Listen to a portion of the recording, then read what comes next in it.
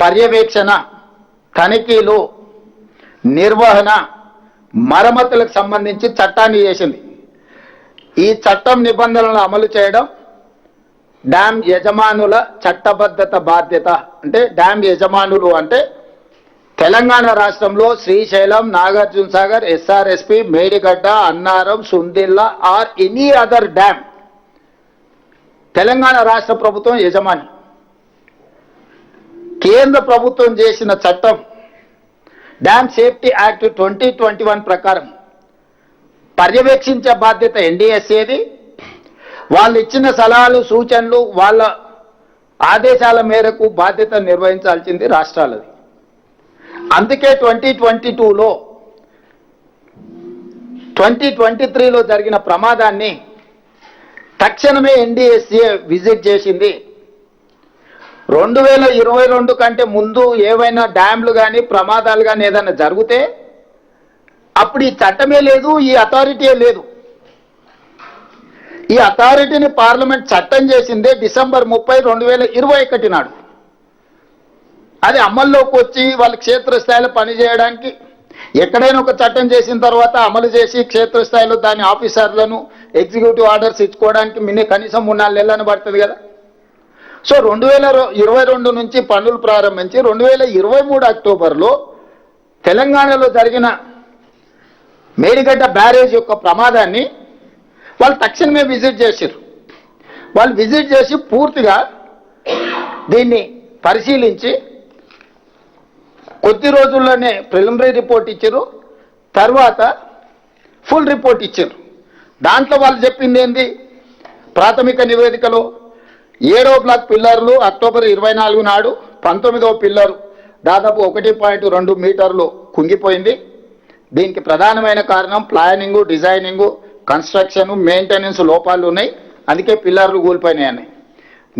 అదేవిధంగా ఈ బ్లాక్ దెబ్బతినడం వల్ల 7th బ్లాక్ దెబ్బతినడం వల్ల మొత్తం ప్రాజెక్టు మీద ప్రభావం చూపించింది. కాబట్టి బ్యారేజ్లో నీళ్లు నింపడానికి వీలు లేదు, నీళ్లు నింపితే ప్రమాదం అని చెప్పి ఇచ్చారు వాళ్ళు. ఫస్ట్ ప్రాథమిక నివేదిక ఇచ్చారు, తర్వాత ఫైనల్ రిపోర్ట్ ఇచ్చారు. ఈ ఫైనల్ రిపోర్టు 365 పేజీలు ఉంది టోటల్గా. ఈ 365 పేజీలలో ప్రతి పేజీలో ఉంది. నేను కొంత సారాంశం చెప్తా, మీకు ఈ కాపీలను కూడా మీకు అందజేస్తా. ఫైనల్ రిపోర్టు 24 ఏప్రిల్ 2025 నాడు ఫైనల్ రిపోర్ట్ ఇచ్చారు. వివిధ పరీక్షలు క్షేత్రస్థాయిలో నిపుణులు పరిశీలించిన అనంతరం ఎన్డీఎస్ఏ తుది నివేదిక ఇచ్చింది. అందులో మేడిగడ్డ, అన్నారం, సుందిల్ల బ్యారేజు నీటి నిల్వకు అనుకూలం కావని తేల్చి చెప్పింది. పేజీ నెంబర్ 346 పేజీలో మేడిగడ్డ బ్యారేజ్ 7వ బ్లాక్ నష్టం వల్ల బ్యారేజ్ నుంచి నీటి మళ్లింపు పనికి రాకుండా పోయింది. ఈ నివేదికలో 346 పేజీల స్పష్టంగా 7th బ్లాక్ డ్యామేజ్ అవ్వడం వల్ల నీటిని నింపడం కానీ నీటిని మళ్లించడం కానీ కుదరదు. దీనివల్ల మొత్తం ఎంటైర్ మేడిగడ్డ బ్యారేజ్ దెబ్బతిన్నదని చెప్పింది. 352 పేజీలో అన్నారం బ్యారేజ్ తీవ్రంగా దెబ్బతిన్నది, నీటి మళ్లింపు సురక్షితం కాదని చెప్పింది. 356 పేజీలో సుందిల్ల బ్యారేజ్ తీవ్రంగా దెబ్బతిన్నందున నీటిని మళ్లించడం సురక్షితం కాదని చెప్పింది.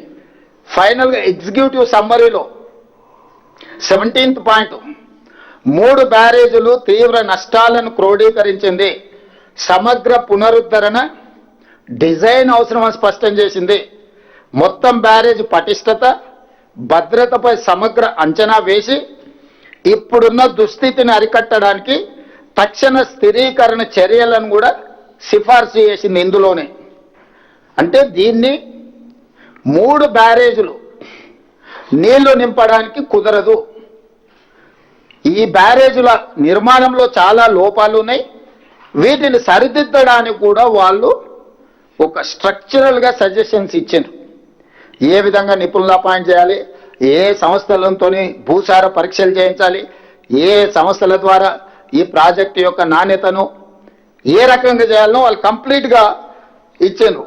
చివరిగా ఇంకే మాట అన్నారు, పునరుద్ధరణ డిజైన్లు, రిపేర్లు, ఇతర పనులన్నీ ఎన్డీఎస్ఏ లేదా సిడబ్ల్యూసి ఆమోదంతోనే చేపట్టాలని ఎన్డీఎస్ఏ సిఫార్సు చేసింది.